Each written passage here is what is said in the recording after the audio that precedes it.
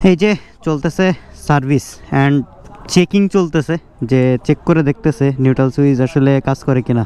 আমি আসার সময় বলতেছিলাম যে বাইকের নিউট্রাল সুইচটা জ্বলে না, মানে নিউট্রালে থাকলে গাড়ি স্টার্ট হয় না। বাইকের জন্য দুইটা জিনিস কিনলাম, একটা হলো এই যে নিউট্রাল সুইচ আর একটা হইতেছে এই যে ইন্ডিকেটর। এইটা কিনছি হচ্ছে আমি আল্ট্রনের, অরিজিনালটা কিনে নেয়। অরিজিনালটার দাম নিবে মেবি হচ্ছে আপনার 380 টাকা, বাট সিমিলারই দেখতে অ্যান্ড কোয়ালিটিও খারাপ না, মানে ধরে বোঝা যাচ্ছে এর ওয়েট আছে। তো আল্ট্রনের এটাও আপনারা নিতে পারেন, এটার দাম নেবে হচ্ছে 180 টাকা। শেল অ্যাডভান্স 10W30 এটা ব্যবহার করি, আমি অনেকবার বলছি অ্যান্ড আবারও বলতেছি ভাই, আমি এই ইঞ্জিন অয়েলটা আমার হাঙ্কে ব্যবহার করি।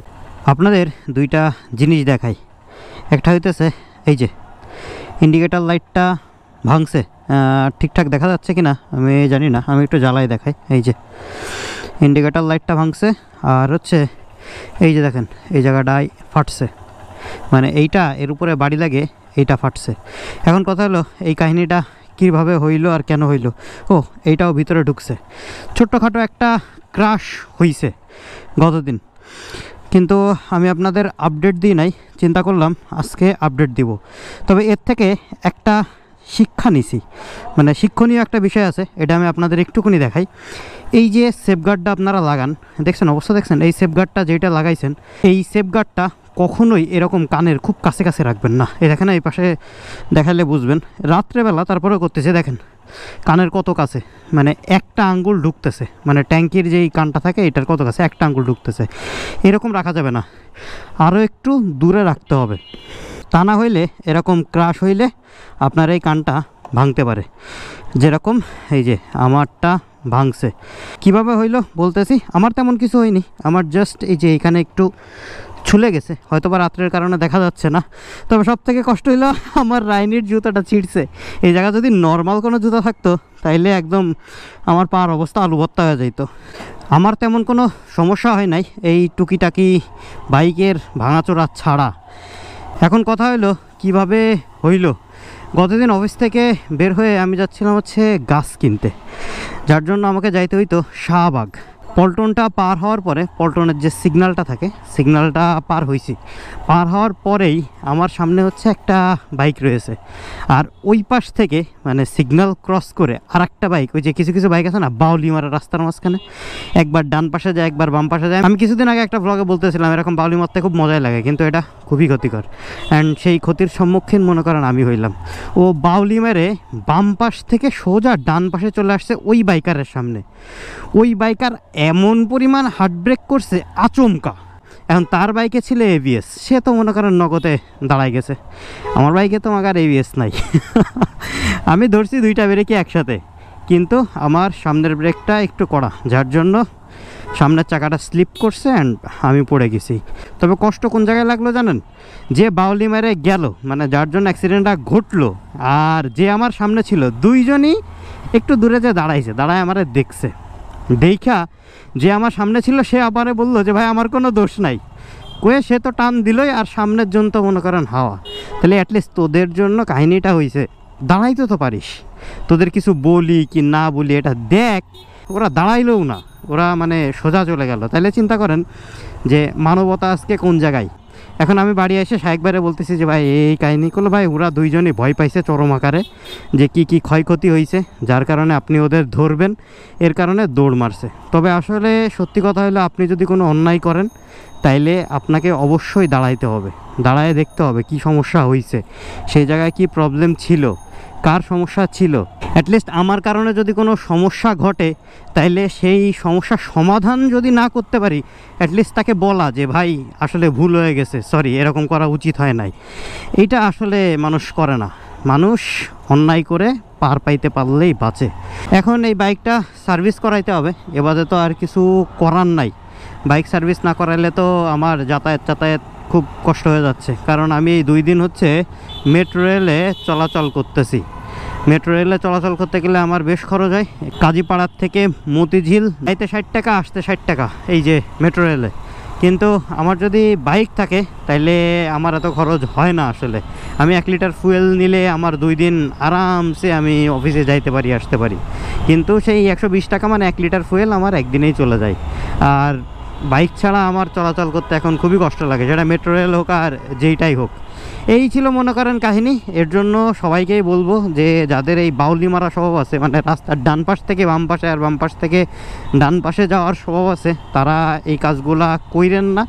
এই কাজগুলাতে আপনার যেদিন লাগবে সেদিন তো আপনি বুঝবেনই, আর অন্যান্য মানুষেরও আসলে ক্ষতি হয়।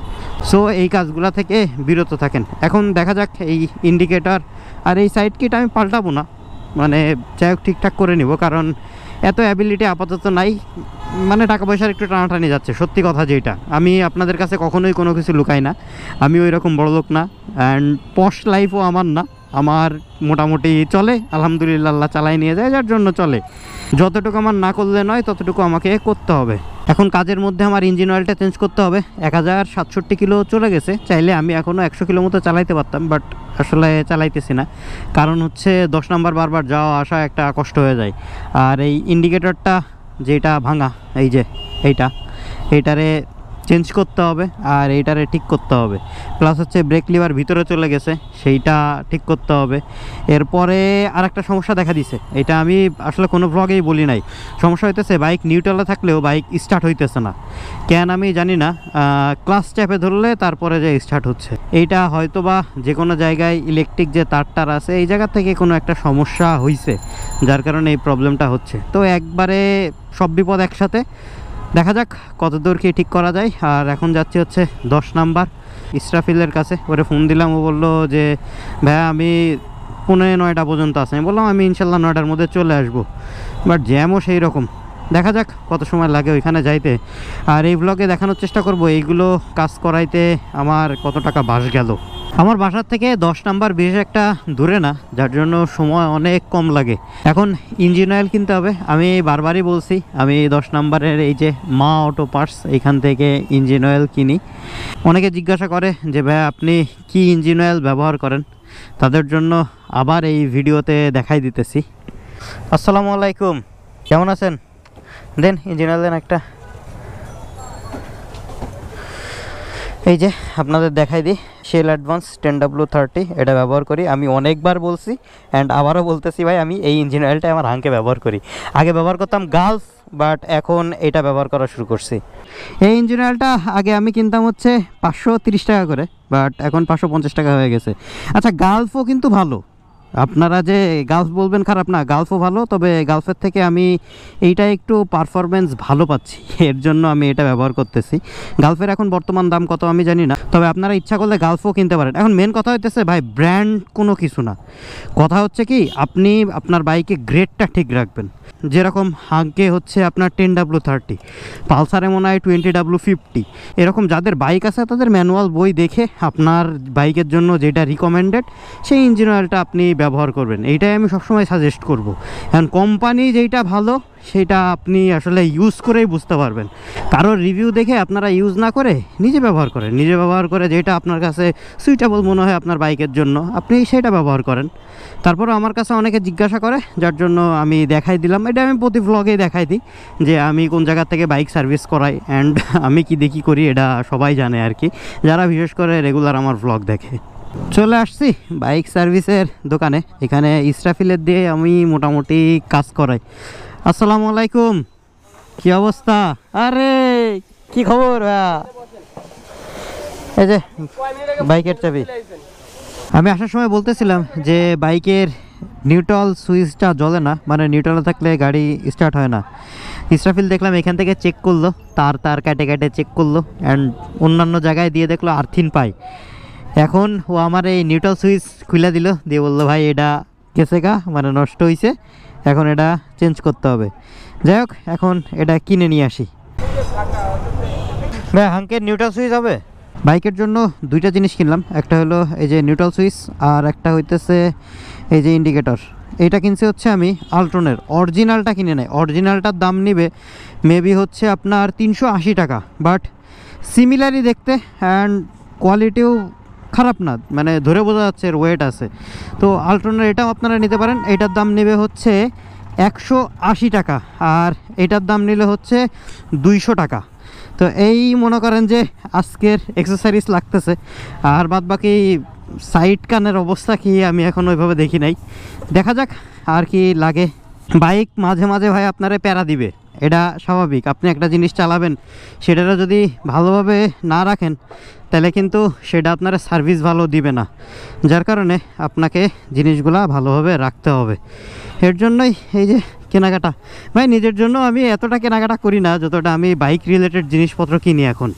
এই যে চলতেছে সার্ভিস অ্যান্ড চেকিং চলতেছে, যে চেক করে দেখতেছে নিউট্রাল সুইচ আসলে কাজ করে কিনা।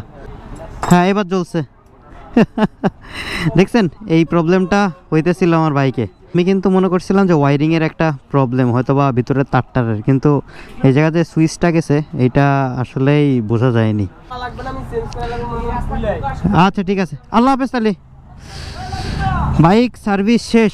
ভাই বাইক টিপটাপ না থাকলে না ভাই বাইক ভালো লাগে না, বুঝছেন। এই যে এখন এই যে নিউট্রালের আলো জ্বলতেছে অ্যান্ড এই যে ঠিকঠাক আছে, তবে এইটা আপাতত ঠিক করতে পারি নাই। আর ওর কাছে হচ্ছে নাই, ওই যে হ্যান্ডেল নাই, যার জন্য ও আমাকে চাপাই দিতে পারলো না। এটা একসময় ভ্যানের দোকানে নিয়ে যে এক্সেল দিয়ে মনে করেন যে চাপ দিয়ে সরাই নিয়ে আসবানে। এইটা হচ্ছে কি, এটা সুপারগুলো দিলে লাগতেছে না, এইটারে হচ্ছে ওই যে প্লাস্টিক এক ধরনের ঝালাই করে, ওই ঝালাইটা করার চিন্তা ভাবনা আছে। যাক এখন গাড়ি টিপটাপ, ইঞ্জিন অয়েল টয়েল সব চেঞ্জ অ্যান্ড এখন বেরোইতে হবে। আর একটা জিনিস আপনাদের দেখাই দিই, এই যে আমার বাইকের চাবি, এটা কিন্তু আমার বাইকের অরিজিনাল চাবি, বাট আমি অরিজিনাল চাবি ইউজ করি না। এই রিংটা আমাকে দিছিল হচ্ছে ওবায়দুল মামা কুষ্টিয়ায় গেলে। আমি 2টা চাবি রাখি, টোটাল আমার চাবি হচ্ছে বাইকের 3টা। একটা হলো আমি যখন বাইক নিয়ে বের হই তখন মাজায় একটা নিয়ে বের হই, এইটা থাকে হচ্ছে ব্যাগে, আর একটা বাড়ি হচ্ছে স্টক থাকে। বিসমিল্লাহির রহমানির রহিম। এখন কথা হইতেছে এবার বাসার দিকে যাইতে হবে। বেশ কিছু টাকা খরচ হয়ে গেল, কিন্তু কিছু করার নাই। ইঞ্জিন অয়েল চেঞ্জ করলাম 550 টাকা, আর আপনার হচ্ছে লাইট একটা কিনলাম 180 টাকা। এরপরে নিউট্রাল সুইচ কিনলাম, ওইটার দাম নিল হচ্ছে 200 টাকা। এই মোটামুটি খরচ। আর ইসরাফিলরে আমি যেটা দিই আর কি, ও কোনো সময় বলে না যে ভাই আর 50 টাকা বাড়াই দেন বা হ্যান ত্যান 700। ওরে আমি যেটা দিই ও সেইটাই খুশি মনে নিয়ে নেই, এটা ভালো লাগে। আর সত্যি কথা হলো কি, ও হচ্ছে নিজে বাইক সার্ভিস করবে, নিজে সব কিছু করবে অ্যান্ড যত্নের সাথে করে। ওর কাছে বাইক নিয়ে এসে রেখে দিলে হয়ে গেল, যে ভাইয়া বাইক দিয়ে যান, ওর মতো ব্যাস ঠিকঠাক করে মানে করে রাখে। ছেলেটা খুব ভালো, এই জন্য আমরা মোটামুটি সবাই ওর কাছ থেকেই বাইকটা সার্ভিস করাই নেই। বাইক টিপটাপ থাকলে আমি নিজেও টিপটাপ থাকি, মানে মনের মধ্যে একটা অন্যরকম শান্তি লাগে। আর যখন ইঞ্জিন অয়েলটা চেঞ্জ করা হয় তখন বাইকের সাউন্ডটা আর টানটা মনে হয় যেন অন্যরকমই একটা লেভেলে চলে আসে। যাই হোক, এই ভিডিও থেকে আপনাদের 2টা উপদেশ দিতে যাচ্ছি। 1 নম্বর হইলো ভাই বাউলি মেরে গাড়ি চালাবেন না, একবার এদিকে একবার সেদিকে যাবেন না।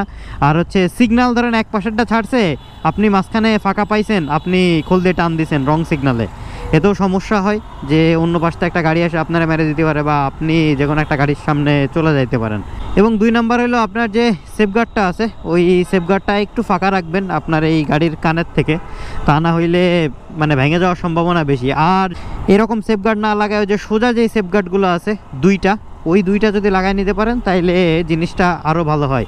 যাই হোক, এই ব্লগটা এই জায়গায় শেষ করে দিচ্ছি। এই ব্লগ নিয়ে যদি কারোর কোনো মানে প্রশ্ন থাকে অবশ্যই করবেন। আর হাঙ্কের বিষয়ে যে কোনো প্রশ্নের উত্তর আমি ইনশাল্লাহ দেওয়ার চেষ্টা করি সব সময়। এই ব্লগটা আর বড় না করি, এই ব্লগটা এই জায়গায় শেষ করে দিচ্ছি। যদি ব্লগটা ভালো লাগে থাকে তাহলে একটা লাইক দিয়ে দিবেন। আর এমন ব্লগ আরও দেখতে চাইলে আমার ফেসবুক পেজটা ফলো করতে পারেন, ইউটিউব চ্যানেলটা সাবস্ক্রাইব করতে পারেন। আর যতদিন না নতুন একটা ব্লগ আসতেছে ততদিন সবাই থাকবেন ভালো, সবাই থাকবেন সুস্থ, দোয়া করবেন আমার জন্য। আসসালামু আলাইকুম, আল্লাহ হাফেজ। এই বিল্ডিংটা ভাই জোস করে সাজাইছে। গতদিন একবার আসছিলাম দেখছিলাম, অ্যান্ড আর একবার দেখতেছি, সেরকম লাগতেছে না? ভাই কোনো জিনিস সুন্দর করে সাজাইলে আসলেই সুন্দর লাগে।